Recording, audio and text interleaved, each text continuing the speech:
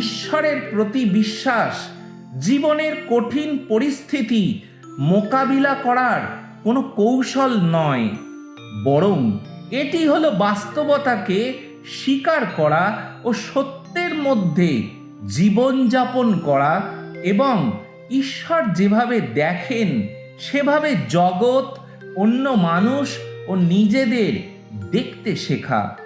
এর জন্য প্রয়োজন আমাদের স্বর্গীয় আবাসের দিকে হৃদয় ও দৃষ্টি নিবদ্ধ রেখে জীবনের পথে এগিয়ে চলা, এই বিশ্বাস নিয়ে যে ঈশ্বর আমাদের দেখতে না পেলেও তিনি আমাদের সঙ্গেই আছেন।